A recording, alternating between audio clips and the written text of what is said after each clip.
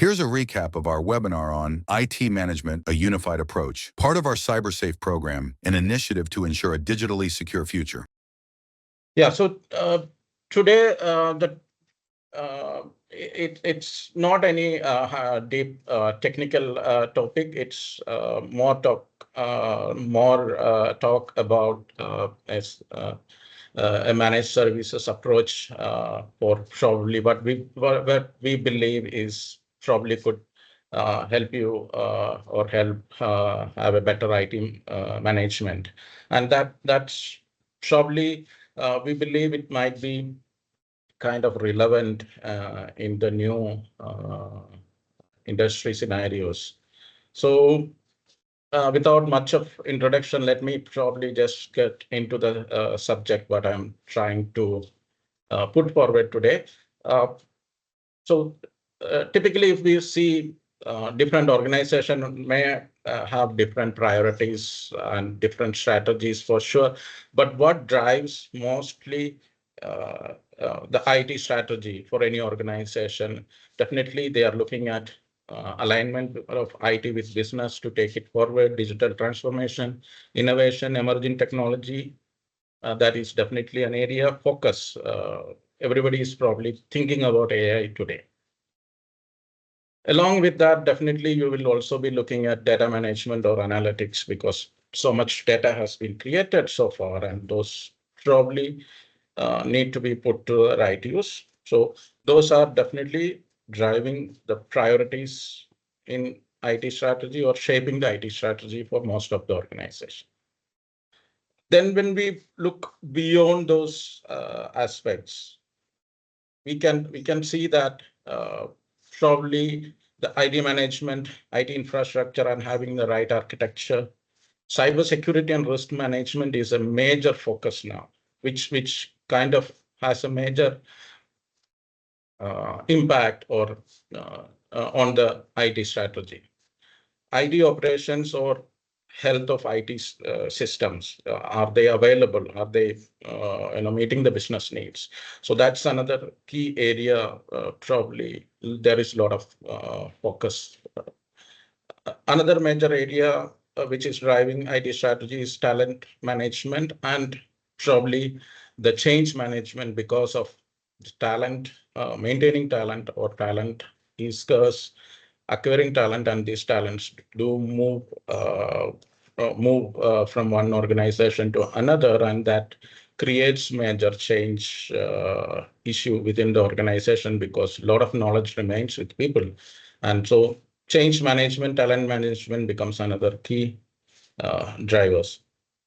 And then there are other aspects, which is governance, compliance, and legal, which is increasing. The need or the push for governance is increasing.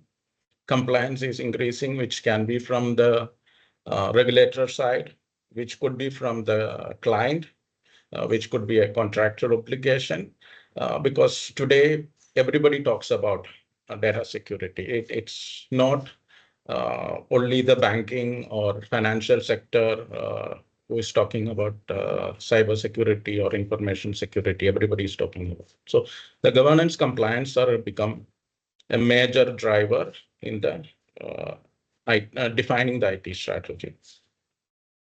So that's that's the context of changing the strategy, and what we are seeing today, based on our past experience, is there are different challenges organization face. This is probably not the challenges everybody face, but that's what we see are more common. Most often what we encounter is visibility and scalability challenge, which results in lot of other challenges. For example, due to lack of visibility or scalability, there may be issues within the IT environment or IT ecosystem. So that's one thing. And because there is no visibility to the management, they probably do not know where to invest or how much to invest how scalable it is, what is the capacity. So there are a lot of opaque areas which, due to lack of visibility on the systems and its capacity, performance, its reliability, how much security is, there is always a doubt in the management that how much to invest, and so that's a major challenge. Most often people wakes up when there is an incident or something goes down and something stops working, then that's when the underlying deficiency is often detected. That is mainly because of the visibility issue. So that's pretty common what we see.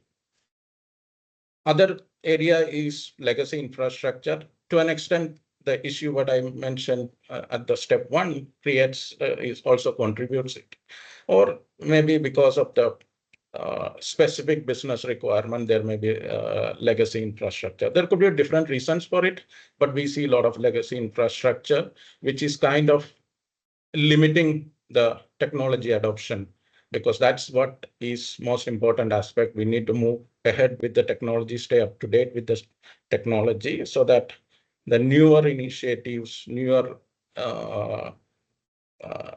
initiatives can be adopted. And most often these are also affected or limited by skill shortage. Maintaining the knowledge, or maintaining the existing knowledge, as well as gaining the new knowledge. If we need to move to a newer technology, or think about cloud adoption, or moving to cloud native applications, then there has to be enough internal skill set to advise and take those projects forward. So that's one of the major challenge we see. Then cybersecurity risk management, that's one of the top priorities for most of the management, but we have seen that remains a major challenge as well, because a lot of cybersecurity aspects are not being addressed. Now, if you look at from the industry what it is going, or what the may not be regulation per se, but what government or is trying to suggest is something about having a better cyber risk management. For example, in 2022, CERTIN came up with a direction which says every organization must have a incident response plan, which should enable them to report an incident within probably 6 hours. 6 hours is what they are recommending. Now, that is not a law per se. So we don't essentially need to, abide by that, but that's the direction which CERTIN has given in, and which gradually the regulators would pick up and start to implement. So that would probably will happen in the regulator industry, but in non-regulator industry as well across India, that is what the government direction is towards cybersecurity risk management. Now, when we see that with 6 hours of incident response is the expectation, and where do we stand in most organization, we see that the capability to identify an incident is very limited. That it is limited to probably to incidents which has some operational impact. For example, if there is a ransomware attack, definitely the organization will come to know about it, because the operation has stopped. But there are so many other incidents. For example, somebody has compromised their servers or application, they're losing data, lost data, and most of the time there is no mechanism even there to detect it. So when CERTIN expect us to report it within 6 hours, we are talking about probably not having enough capacity to detect. So that's major gap in terms of cyber risk management. And again, that it also touches on the increasing compliance demands. So what certain is expecting organizations or enterprises in India to be more mature and be more compliant, even though it is not a regulation, but still that's the expectation. And there may be compliance expectations, needs, demands from regulated industries for sure. Finance, NBFCs definitely need to comply there because RBI has given those compliance guidelines for them. So that's definitely there are demands, and there are compliance needs which is driven by client or client contracts, because most of your you operate in an environment, and most of you, some of you at least, operate in an international market where you probably have a client or a partner or a partner who is probably a multinational or a large entities in other regions who might also demand higher compliance from IT. So that's another area of challenge where we see that compliance demands are increasing, but the capability to address those is quite limited. Business continuity is important aspects. I was hearing about an outage due to ransomware attack, one of the national payment integrators. So a lot of banks, a lot of financial institute got impacted last week due to a ransomware attack on their infrastructure. So the impact and need for business continuity is increasing. If today your system goes down, maybe your client, your partners might get also impacted in terms of supplies or your deliverables to your clients. So that business continuity becomes one of the key challenge in today's environment. Managing the system and people, especially the change, because systems change and people's change. So these both are changes which is very difficult to manage. So that's a major challenge. A lot of organization, we don't see a right or proper change management in place because it's always seen as a hindrance, unfortunately, or something which slows down the progress. That's the way I have seen. I'm not saying it's happening everywhere, but to large extent, a lot of organization has not understood the importance of managing change. So that's a major challenge we see. And there are large ecosystem because the IT landscape is increasing, your vendor ecosystems are increasing. And one of the newer areas where cyber risk or risk management is coming up, especially in finance, NBFC sector, the regulator like RBI has started pushing for much bigger compliance for the vendor ecosystem. So the supply chain or your vendor risk is being looked at very seriously now. Now, other things are definitely not the least, but most important aspects are the cost overruns of the project, because you have a large vendor ecosystems. Vendors do come and position certain point-in solutions, and those has multiple challenges. There could be cost overruns, or there you may not find a cost benefit balance. So those are some of the challenges what we see in the industry. So this is why I'm setting this, is just to set the context about of what I'm talking about, of the subject, which is of probably having an unified approach to managing IT. Now, if we look at the current, or I wouldn't say current, the traditional IT life cycle is simple. You plan, you design, you deploy, and manage. This goes as the day-to-day life cycle of IT system. Any IT assets, any solution, this is typically what is being done. Now, we can see that this probably doesn't address all these challenges and the new IT strategy needs what we are talking about. So today, because of the compliance, because of the increasing cyber risk management uh, needs, we need to look something different, and there are frameworks which actually address that. Now, those frameworks typically works standalone.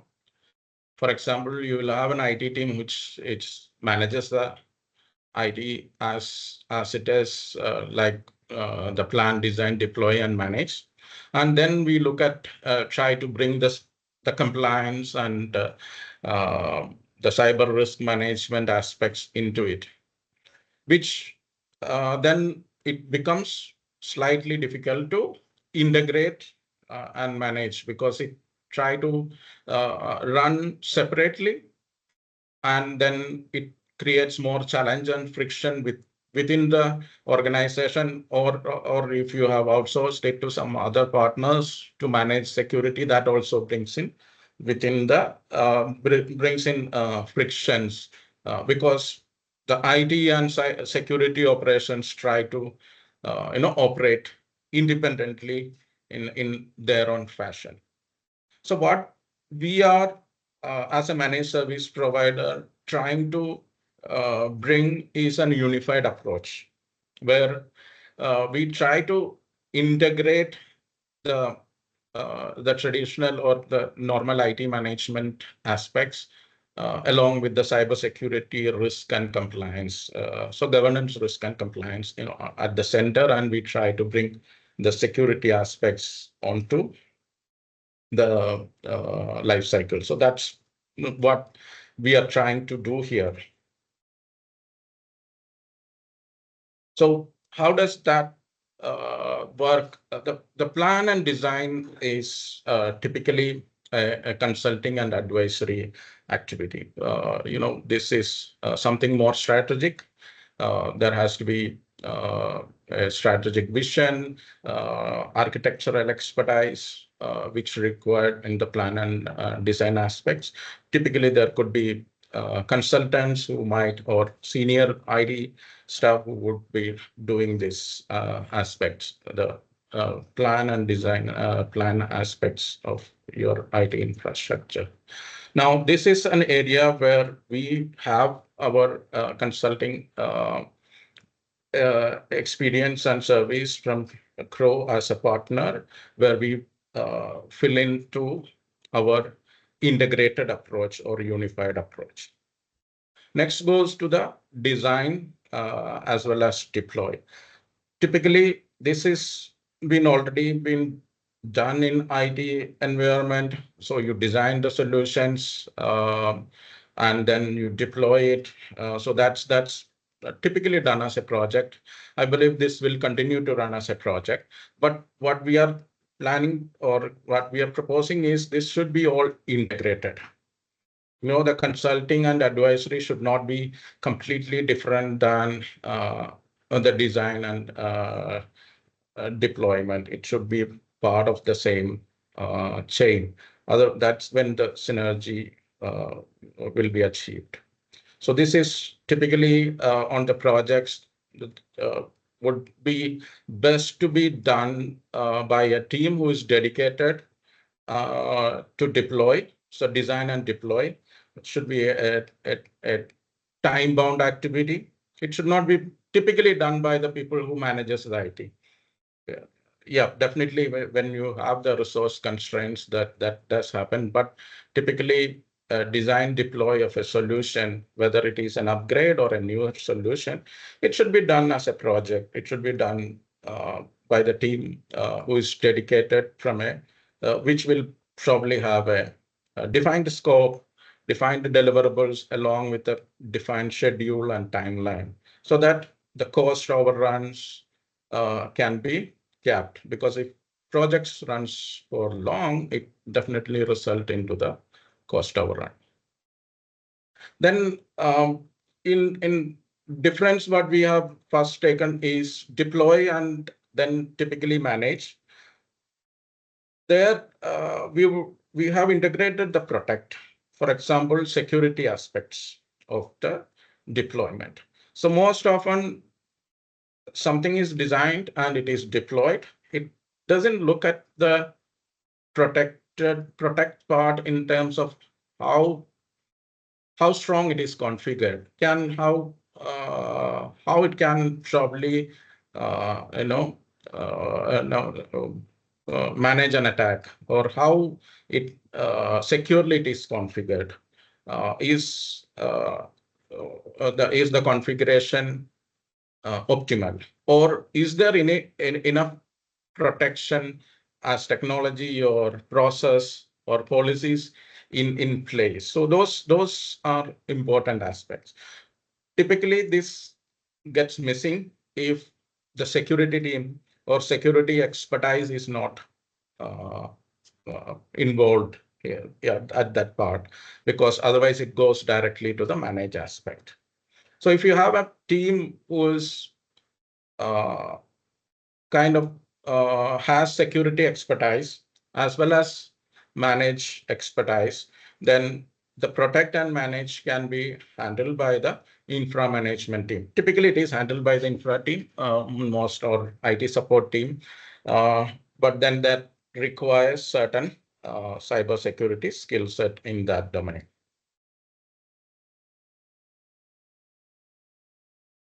Next comes to the most important aspects, because earlier, probably a decade back, we used to talk about protection only. We would probably, this diagram would have been different. We would say, okay, we plan, design, deploy, protect, and we manage because we are able to protect it. With increasing cyber risk, with increasing compliance demand, with expectations from regulators or agencies like certain to report incidents within certain time frame, as well as looking at the business continuity, the protection probably 100% we cannot achieve. We have to assume somewhere we might make a mistake. Our systems may have a vulnerability. It could be a human error, or somebody's account get compromised. That's a major incidents happen. So we need to assume there can be failures, there can be compromises. Question or the most important question comes is, can we have some mechanism to detect? How do we detect if something goes wrong or something is abnormal from the normal? So that's a detection capability, and this is typically, as you probably most of you probably know, is a SOC. It is also known as SOC, Security Operations Center. It's basically SOC means it manages all the security operations. It's not only detect part, but the major activity of SOC typically is the detection. Now, bringing detection is important, then it also requires certain skill sets. So typically your IT team doesn't have enough bandwidth, or probably is not skilled enough to handle most of the time this security operation activities, which also requires specific tool set and integration. So that is where a separate team or expertise required for security operations. So security operations is constantly monitoring and looking at what is abnormal, what is going wrong, what is suspicious within the organization's IT ecosystem. And then detection is one aspect of it, right? What we detected it.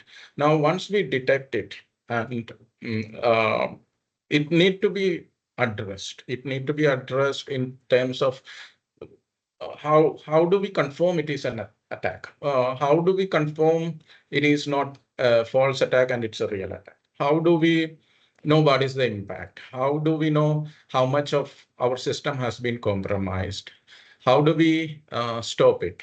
So even before going into stopping it, how do we know this is real? Because if we know this is real, we need to report it. We need to report it probably to the management, or we need to report it. In India, as per the certain directive, once a cyber incident is identified, you're supposed to report it to certain within 6 hours. That's the expectation. Now, we should be very clear when we're reporting it that there is such incident has happened.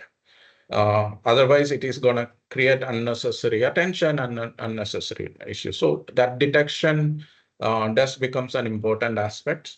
And do we have the skill set and processes in place? I would say skill set is one to detect. Second is having the right processes so that important authorities within the organization can be notified, a decision can be made, and the threat can be validated before notification goes. And sometimes you might also have client contractual obligation to report it to client if some of their data has been compromised, because it may be an contractual obligations. Not every contract may have it, but what we are seeing increasingly, these contracts will have non-disclosure or incident report obligations in newer contracts we see. So next to that, detects, once we detect is to respond. So can we respond faster enough? So this is where a lot of coordination between the IT team and the security operations team is required. So we can see probably a respond is not just a security operations team's activity. It is actually a coordinated effort to respond to an incident. So response to an incident is not only just notifying somebody, it is also to first limits its impact. For example, if we see something is going wrong, the first thing to do is contain it, stop it where it is, stop its moving ahead. If you see 5 systems has been compromised, first attempt is to make sure the 6th and 7th doesn't happen. So that is first priority for the response team. Second is to see how to stop the impact. That first has been the 5 has been compromised. How do I nullify the impact? How do I stop if there is any data breach? How do I stop it or mitigate it? That's the next activity in the response. So this is mostly a requires a coordinated effort from IT management or IT team plus security team. When these teams operate independently in most scenarios, because security team, IT team operates independently, when it comes to a response, we see a lot of resistance, a lot of delays happening. We've been doing ID management as well as security operations. And so this is from our experience where we operate SOC and when we report incidents to IT team or the provider who's managing ITBC, that it takes longer time to address it or complete the response activities. So that is where the unified approach probably we think would help. Next is the recover part. If let's say if your ransomware is one of the biggest cyber risk now when in terms of availability, because that brings the systems down and it takes time or days, weeks. Approximately most ransomware impacts takes at least 2 weeks to recover fully. We might be able to bring up the operations partially at least within a couple of days, but we think it would take at least 2 weeks or more to fully recover from most of the ransomware kind of attack. So recovery becomes the other major aspects for IT team to coordinate and make sure all the systems are back operational. where business continuity, all those things plays a major role. So this is in a nutshell the whole vision, what we would like to put forward as a unified or an integrated managed service, which starts with advisory and consulting, ability to implement projects, manage the infrastructure, manage the security detection and respond, and also manage the recovery aspects. Now, these shall be done by different teams. It is not one person doing all, which defeats the purpose, because if same person has to detect and also fix it, it doesn't really meets the compliance needs, or it defeats the purpose. So what we in Sofit we have done is we have created different independent operating teams. Like project team operates separately with a project manager, and that's independently operating team. And we also have a managed services team, which does the the manage aspects, respond aspects, and recover aspects. And we also have a dedicated security operations team who handles the security operations. Now, with our integrated managed approach, what we have done is we have brought in a clear governance, risk, and compliance around it, which addresses the assurance aspects. So there would be a team who looks at assurance to make sure that these functions, these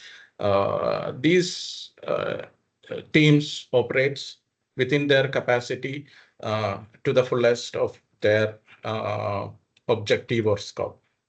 So that's where the assurance comes into play. So this is our unified approach in nutshell.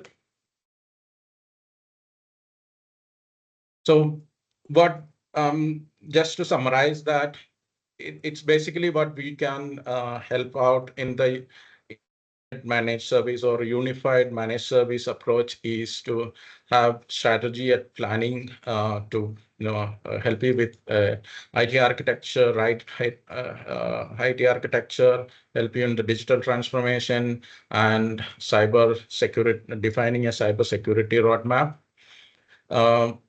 Establish a good governance, for example, establishing policies, procedures, compliance.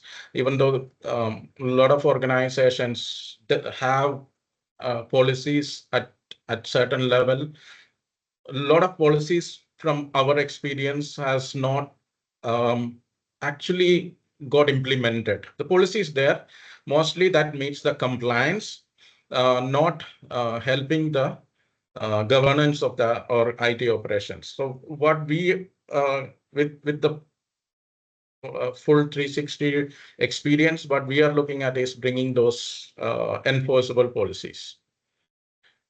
IT infrastructure management, cybersecurity, protecting systems, and fostering faster incident response.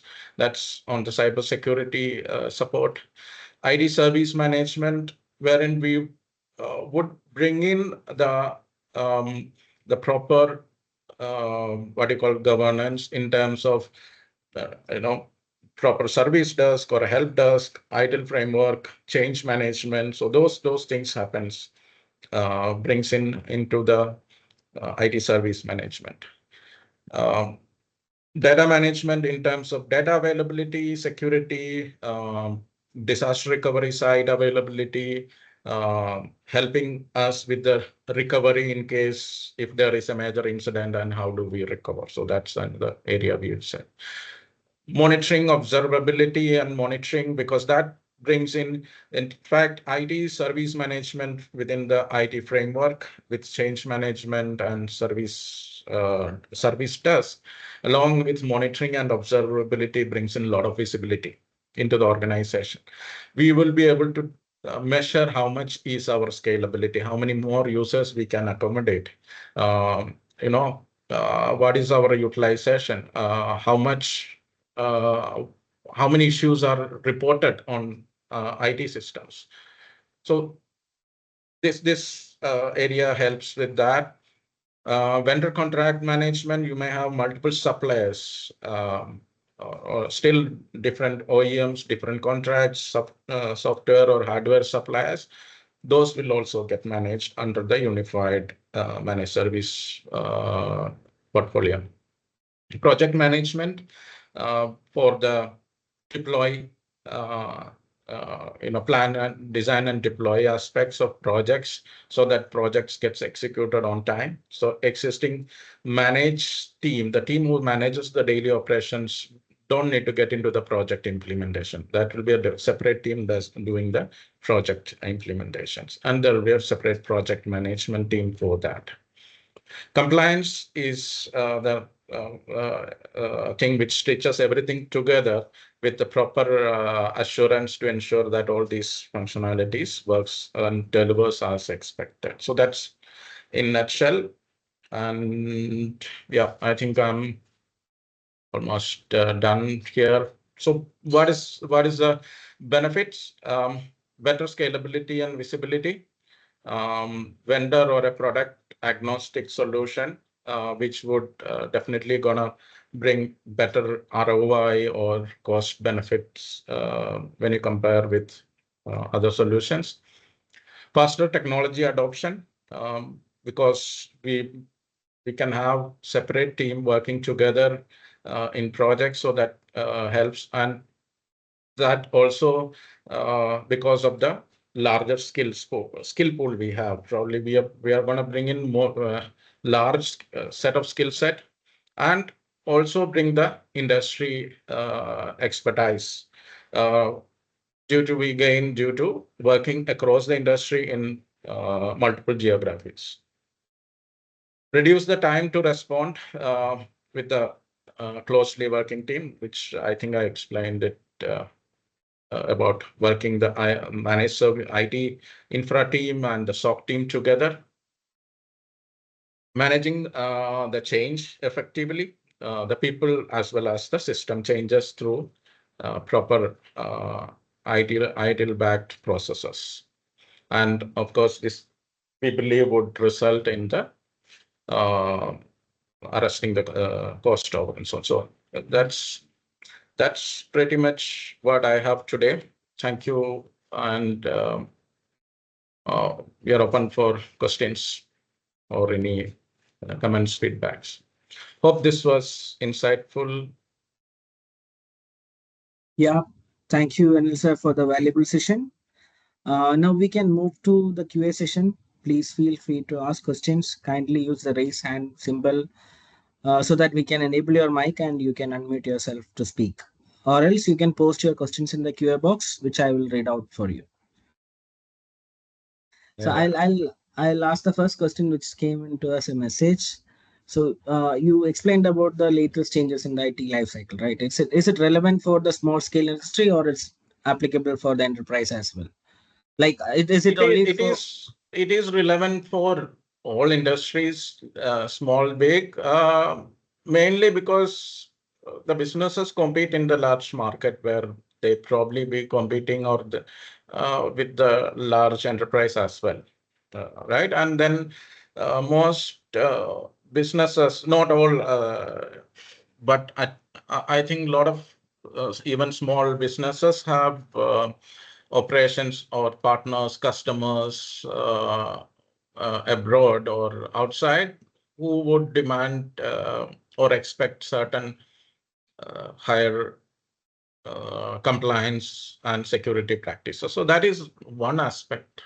Second is, see, whether small or big, if cyber incident happens, it happens, right? They don't choose often, right? So then if the business need to survive, they need to have these strategies. So these strategies are generic.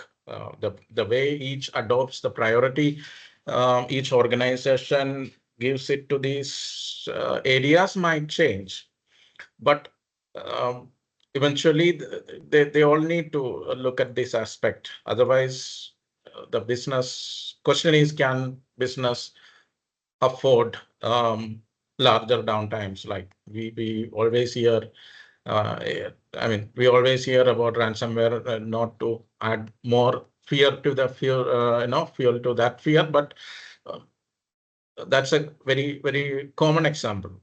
It hits, doesn't look at the organization size or business. It hits when it hits. So here is another question. How do you ensure alignment between IT strategies and business goals? Yes, so that's where the strategic planning. Let me go to that slide. Okay, let me.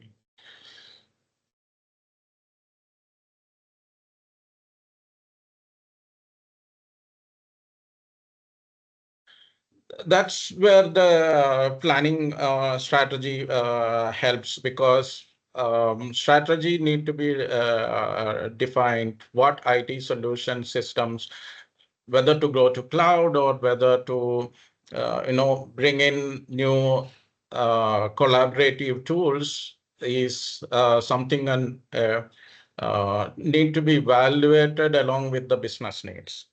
For example, if business is expecting more collaboration or more information flow within the organization, bigger collaboration, then they should be looking at a more closely working collaborative tools, and probably look at some digital transformation solutions along those sides. If that is not a requirement, probably that may not be required. So, of course, the consulting and advisory plays a major role in that. And I think what is most important is, I'm sure there is no lack of consultants or advisors in the market. What is most important is also the ability and experience from implementation. Have they overseen or have done those implementation? That would probably bring a lot of difference to actually whether those strategies really aligned and delivered the benefit back to the business. A lot of times strategies are defined probably based on the industry trend, right? Today, everybody talks about AI. You cannot, even when I create a slide deck or say, what is the topic we need to discuss, people say, put AI somewhere, because that's a trend. But not necessarily that need to be your immediate focus if your business is not going to benefit a lot from AI now. Okay. So another question is, how do you ensure that the IT practice that they are following is complied with the regulatory standards or the industry standards? That's where the assurance piece comes in play there. The governance piece comes in there, because your internal audits, your assurance team should ensure. For example, we are doing protection here. How do we know the team has the protection what they have done is appropriate, right? So as part of the assurance, there are different activities which can be done to make sure the protection is sufficient. The protection meets the compliance need. So compliance needs comes from different requirement, right? It can come from the regulatory requirement. It can come from your client that, okay, you need to make sure at least these things are there. You manage data securely. Now, those compliance needs, the assurance team can look at, okay, what is the compliance need I need to follow? Has the other team, the project team, the infra management team, the security operations, have they done it, or how they have done it? So that's where the assurance plays the piece, where they goes and checks. It could be a part of audit, security test, configuration review. So it's a combination of activities which ensures the current controls, whatever we are trying to do in terms of protection or availability, I would say current controls are sufficient to meet the compliance need. And not only compliance need, because compliance is one thing, right? And the risk to the organization. So both we need to look at it. So there is a risk and there is a compliance need. Compliance need may be driven by internal organizations policies, because organization defines quality parameters. So the compliance come from that. It can come from your vendor, your regulator. It can come from, like certain said, 6 hours incident response, and you think, yeah, I should comply to it. So that becomes a compliance need. DPDP Act, which is in the parliament tomorrow, gets approved, then it becomes a legal requirement to comply with it. So compliance needs can come from different aspects.